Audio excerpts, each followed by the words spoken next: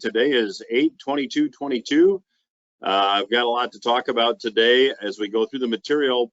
If you have a question, go ahead and type it in the question box on the right-hand side of your screen. As usual, Mark will help me keep an eye out for those questions. And if you've got a comment or a question, be glad to pass it on to everybody else participating today, or do my best to answer the question. So that said, let's talk about what we see in the headlines this week. We've got inflation, according to AAA, now has pushed the cost of car ownership to more than $10,000 annually. I've got an update for you on the JP Morgan executive trial that was taking place in Chicago. That trial now has concluded. Companies are now beginning layoffs. Michael Snyder wrote a piece that I want to share with you.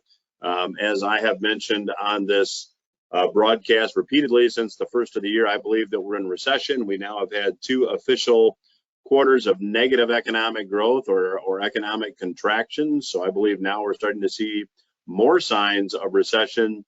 And I believe that the real estate market, as I have been commenting, is continuing to show even more weakness. So that's on the agenda for today. Again, if you've got a question, go ahead and type it in the question box on the right-hand side of the screen. This is from the Epic Times,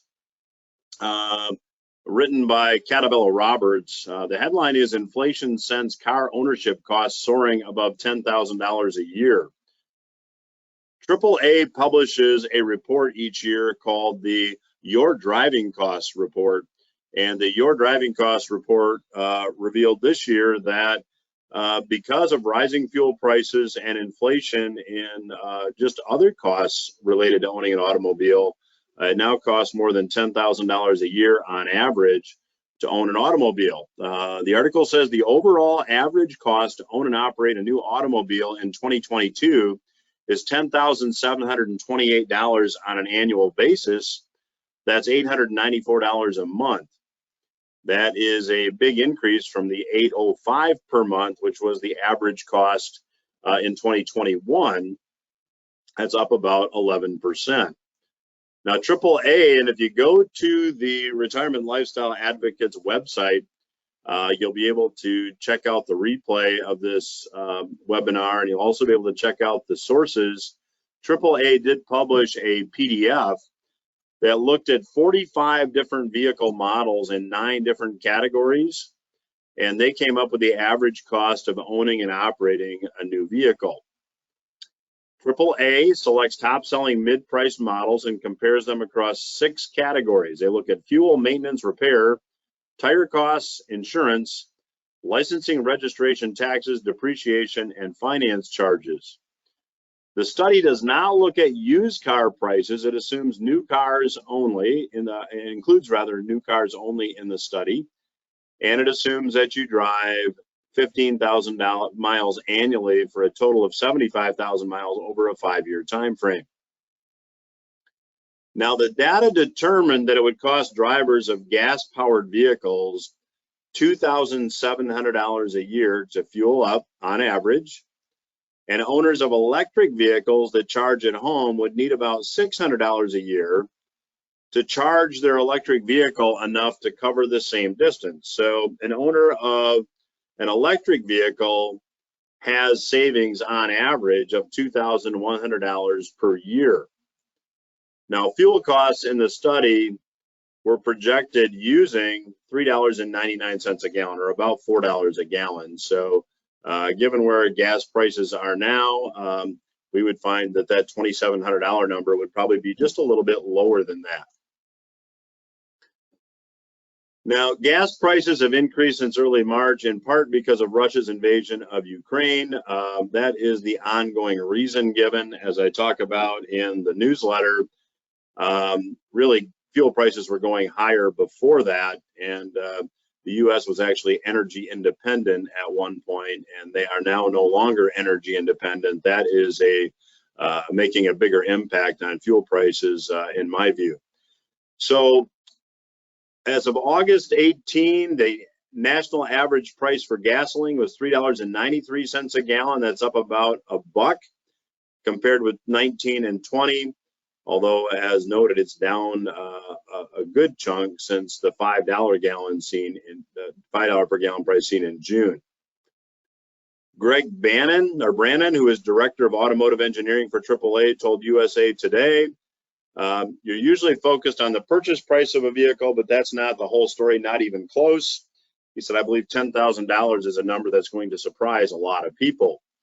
He said, we're all feeling that at the pump. That's driving a big piece of the annual price increase, particularly with Americans' desire to drive things like pickup trucks that don't get good fuel economy. AAA's study noted that with the cost of gas-powered vehicles climbing, more and more Americans are hoping to buy electric vehicles, which have lower overall maintenance and repair costs. 60% of those surveyed said, however, the price of an electric vehicle is holding me back from buying the electric vehicle. A similar survey from Consumer Reports just last month found that 52% of the 8,000 Americans participating in the survey said the cost of buying and maintaining an electric vehicle are just too high. According to Kelley Blue Book, in July of 2022, the average price of a new electric vehicle was $66,000. The average price of a new gas vehicle was $48,000. So you've got about $18,000 more on average to buy an electric vehicle to achieve savings of about $2,000 a year. That's about a 9-year break even. So environmental concerns aside, the cost to drive an electric vehicle 15,000 miles per year over a 5-year time frame is on par with what it would be for a gas vehicle. That's according to AAA. Now, shifting gears for just a moment, we talked about this about a month ago here on the Headline Roundup webinar. There was a criminal trial going on in the city of Chicago involving Michael Nowak and Greg Smith and one other gentleman whose name I will mention here in just a moment. It escapes me at this point. But this is from Zero Hedge. It says, in a major embarrassment for banking giant JP Morgan and the London Bullion Market Association, a federal jury in a U.S. criminal trial has convicted Michael Nowak, global head of JP Morgan's precious metals trading and former LBMA member, on 13 counts of attempted price manipulation, commodities fraud, wire fraud, and spoofing prices in the gold, silver, platinum, and palladium futures markets. The same criminal trial jury, in a trial which was presided over by federal judge Edmund E. Chang, also convicted Nowak's colleague, Greg Smith, who was a precious metals trader, on 11 counts of attempted price manipulation, commodities fraud, wire fraud, and spoofing. In U.S. federal court, the jury verdict has to be unanimous. So all 12 members of the jury agreed on the verdict for Nowak and Smith. The charges against the JP Morgan Global Precious Metals Trading Desk traders were brought by the U.S. government's Department of Justice Criminal Division. While the jury's verdict found the two traders guilty of price manipulation, commodities fraud, wire fraud, and spoofing, the jury also found both Nowak and Smith not guilty under one count each of a RICO conspiracy, which is the Racketeering Act, and a 371 conspiracy to defraud the United States.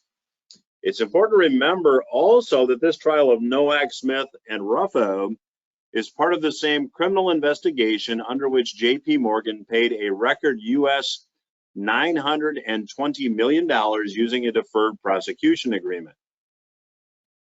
The JP Morgan Precious Metals Traders trial, which has generated a lot of media interest, began July 8 in Chicago. It concluded on the 29th, and the jury deliberated until August 10 before they reached a verdict. The U.S. Department of Justice issued a press release after the trial which said this: in a multi-year market manipulation scheme of precious metals futures contracts that spanned over 8 years and involved thousands of unlawful trading sequences. 8 years and thousands of unlawful trading sequences. So if you want proof that precious metals markets are manipulated to some extent, you now have it.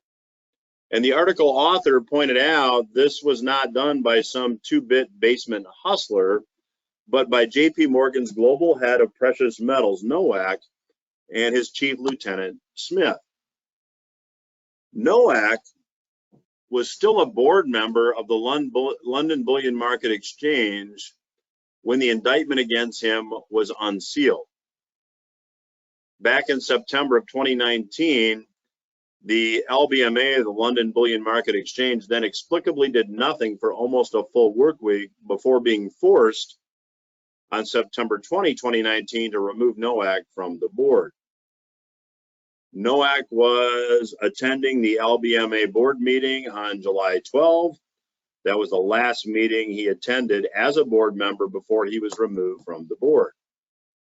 Now, the 8 years in question, over which Nowak and Smith have now been convicted of engaging in spoofing and manipulation, was between May of 2008 and August of 2016.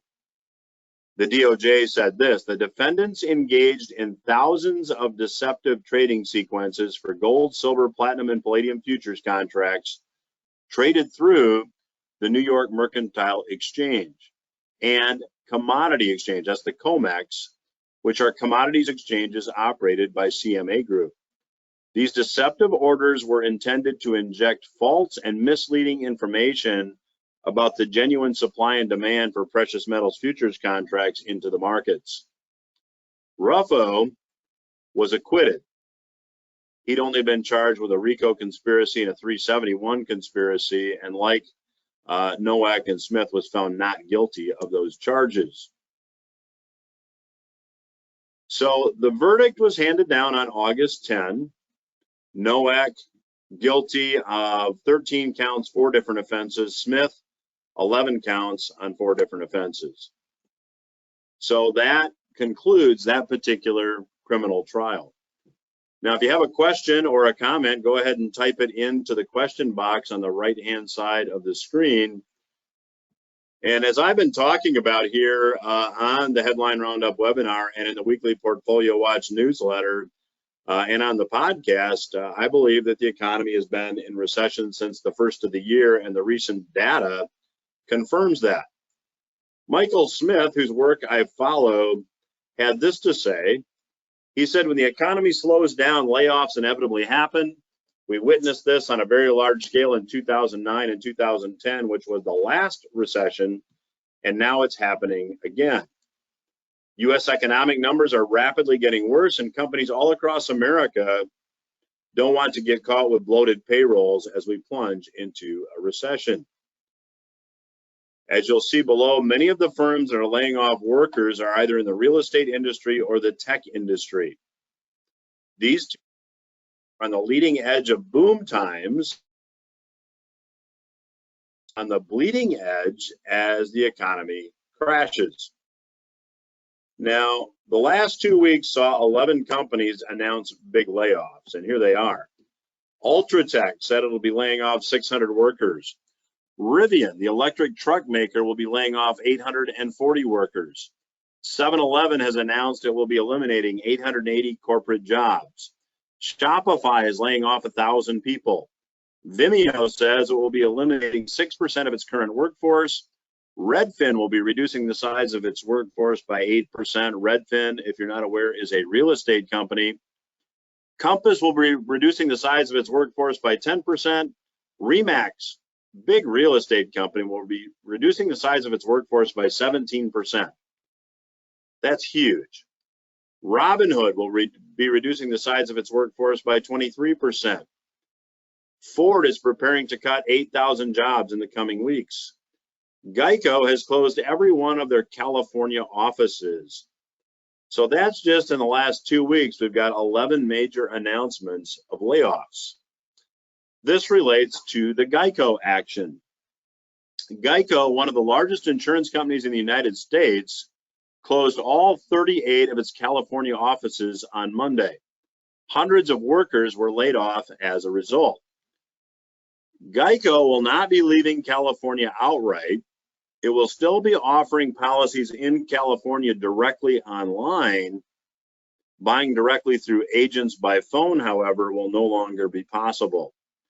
Geico said, we're going to continue to write policies in California, and we remain available through our direct channels for the more than 2 million California customers presently insured with us. Amazon, this is a huge announcement. Amazon has reduced the size of its workforce by about 100,000 in just one quarter.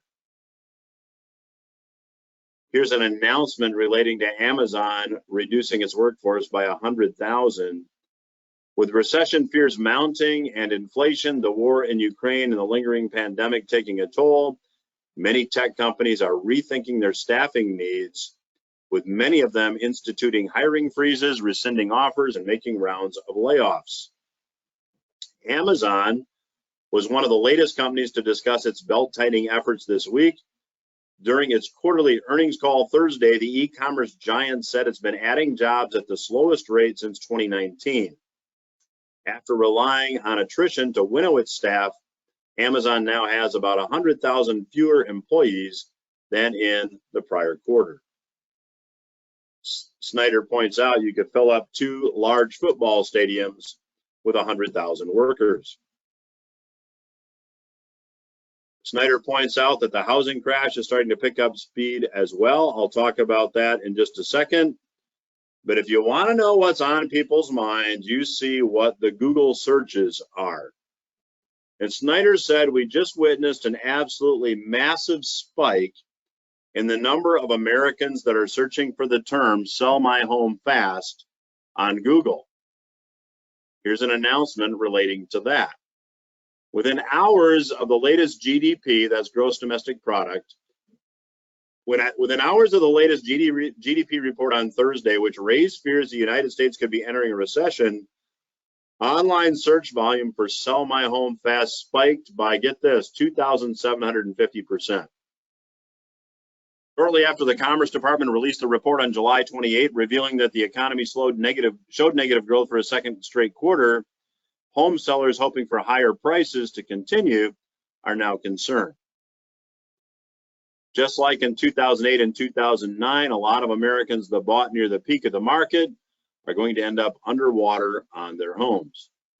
I have been predicting that this will happen. Snyder agrees, and I will be sharing with you some stats here in a moment that confirm that I believe the real estate market now has peaked. Snyder says we didn't learn from history, so now we are repeating it. And things are going to get worse and worse for the housing market as the Federal Reserve continues to raise interest rates. Now, I happen to believe that the Fed is going to pivot, as has become the now popular term. I believe that by next year, the Fed will again go back to easing. Snyder said it's not just the U.S. that's going to be suffering. The whole planet appears to be heading for a major downturn. And one of the largest shipping companies in the entire world has just confirmed that global economic activity is really starting to slow down. Later in the article, Snyder points out what's going on in Europe.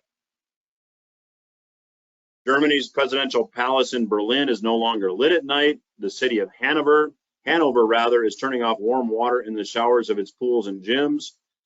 And municipalities across the country are preparing heating havens to keep people safe from the cold. And that's just the beginning of a crisis that will ripple across Europe. It still might be the height of summer, but Germany has little time to lose to avert an energy shortage this winter that would be unprecedented for a developed nation. Much of Europe is feeling the strain from Russia's squeeze on natural gas deliveries. Keep in mind, Russia, in response to the sanctions, has said if you want to buy energy from us, you'll need rubles or gold. Much of Europe depends on Russian energy for heating and for all their other energy needs. So this is starting now to come to a head, and as we move into fall, I think it will become even more of an issue. No other country is as exposed as Germany, which is the region's biggest economy, where nearly half the homes rely on Russian fuel for heating. Snyder says we haven't seen anything like this in Europe since World War II. In Spain, They're already saying you can't drop your air conditioning below 80 degrees in the summer. And by the way, they're also making it law that you cannot heat to more than 19 degrees Celsius during winter. I haven't done the math on that, but I'm going to say that's probably 62 degrees or so. Someone may be able to calculate that here and put it in the questions section, but needless to say, it is a wide variation to go from 19 Celsius as the highest you can heat to and 27 degrees Celsius to the lowest you can cool to. Euronews says these rules in Spain will be mandatory in all public and commercial buildings. That means if you're at the bar, the cinema, the theater, the airport, or the train station, in the summer you might be a little warm, in the winter you might be a little bit cold. And then finally, real estate weakness is imminent. And let me go ahead and check to see, Mark, do we have any questions at this point? I'm not seeing any. I just want to make sure I'm not missing it. There was one in reference to the JP Morgan story, which I figure we'll catch at the end. Okay, I will continue with this last topic then. Again, if you have a question or a comment, please put it in the questions box and we'll cover that here momentarily. And by the way, 19 degrees Celsius is 66 degrees Fahrenheit. So the math in my head was off by about 4 degrees. I apologize. So 80 for a low if you're cooling, 66 for a high if you're heating in Spain. I look for more of that as time passes. So thanks, Mark. So the U.S. mortgage industry could be on the cusp of a bust cycle. This is from Zero Hedge as well, as the Federal Reserve's most aggressive interest rates hikes in decades have sent mortgage loan application volume crashing. The 30-year fixed mortgage jumped from a little over 3% to as high as 6% in mid-June. And as a result, demand for homes has evaporated. Plunging demand for homes can be seen in the pace of mortgage application volumes. And if you take a look, I found that this was really a shocking statistic. Mortgage application volumes have now fallen to levels not seen since the low of the dot-com bubble implosion of 2000. So if you look at this chart shows mortgage application volumes. And we are now lower than the lows we saw at the time of the financial crisis. It hasn't been this low since the dot-com bubble or the tech stock bubble imploded back in 2000. This means that the rate shock has abruptly curbed the pipeline of new loans and refinancings for mortgage companies, where the poorly capitalized ones will fail first. Now, Bloomberg noted there would not be a systematic meltdown as banks have much less reduced exposure to mortgages after the great financial crisis. Now, I don't know if I would agree with that statement completely. The non-banks or independent lenders are poorly capitalized. These are the private mortgage companies. Nancy Wallace, who is chair of the real estate group at Berkeley Haas, which is the business school at the University of California, Berkeley, she said when mortgage applications tank, these independent lenders will be in trouble. At least this time, there are more non-bank lenders in the mortgage industry than prior to the great financial crisis. Lending Patterns said 2/3 of the top 20 lenders were non-bank. That was up from about a third, about double of what it was in 2004. Inside Mortgage Finance said banks have reduced their market share from about half in 2016 to a third. That doesn't mean, though, that banks will be insulated from this coming decline in real estate values and, as a result, probably mortgage defaults. The epicenter of the implosion will be independent lenders like First Guarantee. First Guarantee recently filed for bankruptcy after it held on to loans it made that quickly dropped in value earlier this year.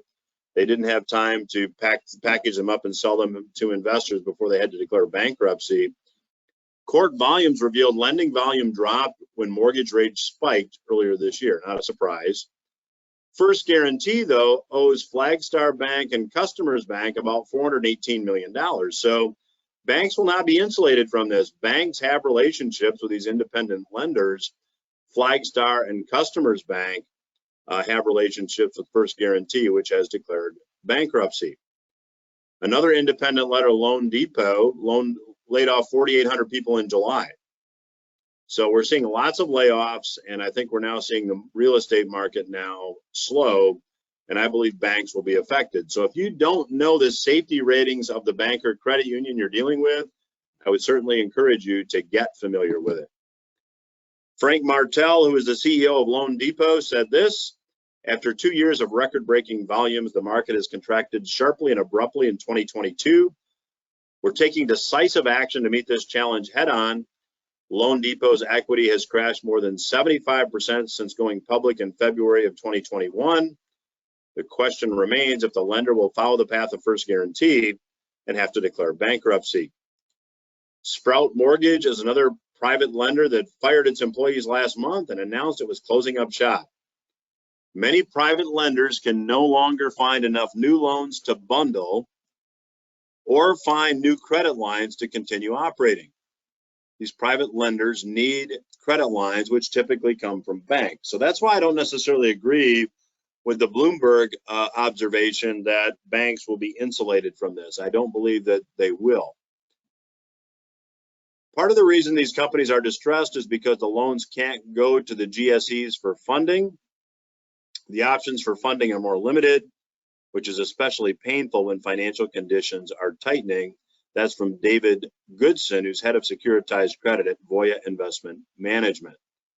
Lenders usually try to make loans worth 102 cents on the dollar to cover upfront costs, although some are taking substantial losses and they're not finding buyers for 85 cents on the dollar. So it is starting. Now, the Fed-induced rate shock is the culprit behind the implosion of private lenders. We assume more failures are ahead. I believe that. And I believe it's the Fed-induced artificially low rates that caused the bubble in the first place. So that's what I have to cover with you this week. If you have a question, go ahead and type it in the questions box.